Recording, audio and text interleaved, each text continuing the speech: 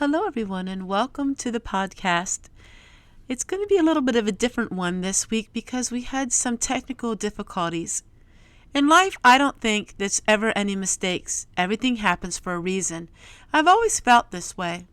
While Scott spent the day with me and we spent, about an hour and a half outside in the cold temperatures to share with you this podcast, well, with the current events, we had some technical difficulties, and so the voices did not work.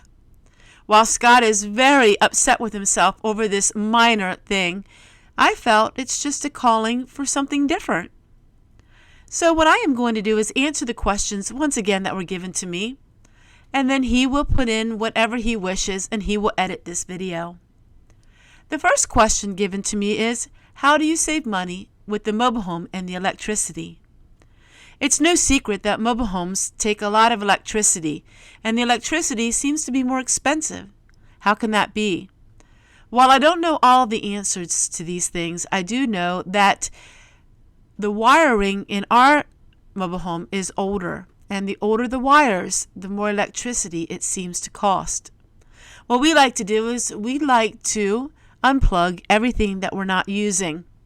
As you know, here on our homestead, I like to live the old-fashioned way, and so we use oil lamps. We use things that don't take electricity.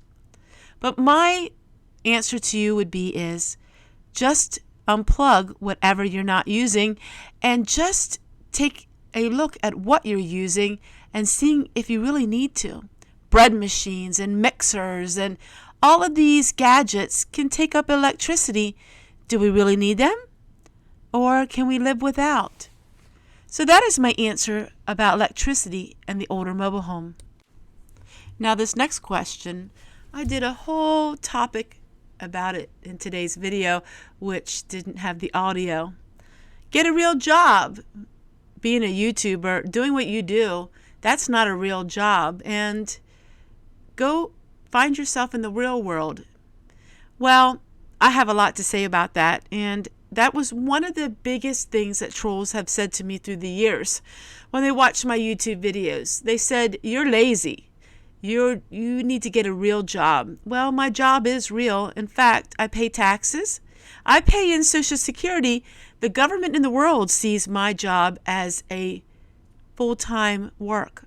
Scott went into big detail with the difference between job and work. But I'm going to share with you my work. I get up very early in the morning and I work anywhere from 10 to 12 hours a day, every single day of the week. I have not taken a holiday in many years. I don't take any days off. Even on days where I don't feel very well, I am still filming, editing, and I'm still working very hard. It takes countless hours to film, to edit, to make sure your house is always perfect and clean, always being dressed, always being in the best that you can. These things take a lot of time. YouTube alone takes me about 8-9 hours a day. And then I have another full-time job with social media. I work very hard. And with my job, I don't walk away from it. My job is with me 24/7 because my job is at home. So for the people who don't think that this is a full-time job, I would say, why don't you come and spend the day with me?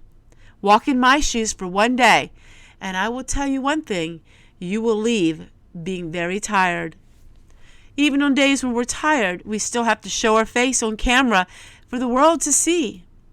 Then when it's all done, we have to face the people and the comments and the psychological things that can do. Because people like me, we take YouTube extremely important and we give it our full-time effort.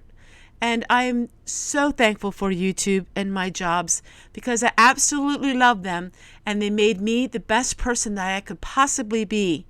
But let me tell you, there's a lot of sacrifices that are being made every single day so people can watch a 10-minute video of mine. On my channel, Homestead Tessie, I started a series on talking about our finances. Now, one of the questions that was given to Scott to ask me was our retirement. Now, I won't go into big detail because some things I think in life are left private. But we do have a full retirement. In fact, we put into our retirement fund every single month. It's very important for us to have this retirement because we are at the age where we're not quite so young anymore, and anything catastrophic could happen. Our retirement is for someday when we couldn't work or I couldn't do these full-time social media projects. And that is where our retirement funds are. So we do save. We save as much as we possibly can. That is why I'm getting so much into the frugal lifestyle, because as our pay gets cut and cut and cut, we still need to put a certain amount of money into our retirement.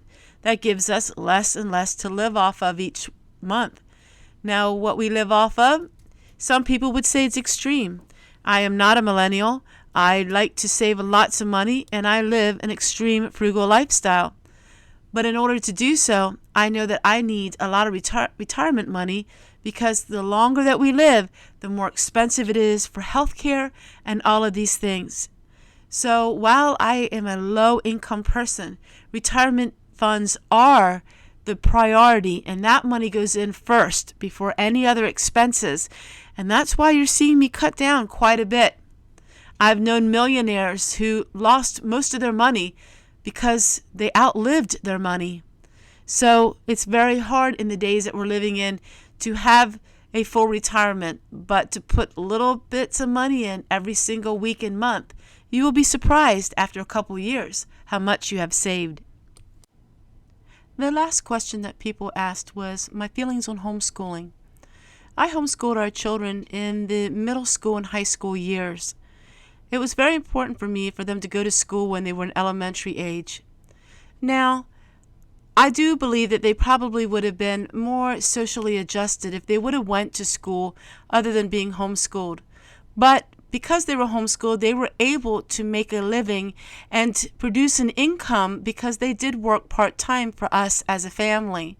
So they were way ahead of the ball game when it came to learning how to work with money and to save money.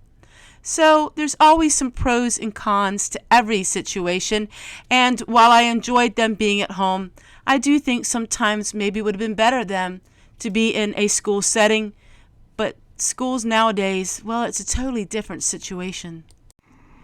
I want to end my part of the podcast with this. Right now, we feel like our homes are under the turmoil and strife of the world. Everywhere we look, there's conflict. There's so much to become depressed about.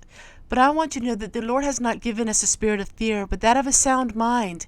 And our homes can be a haven of rest and of peace. We can let the outside world from coming into our homes. God is with us. And my prayer is that you have peace today.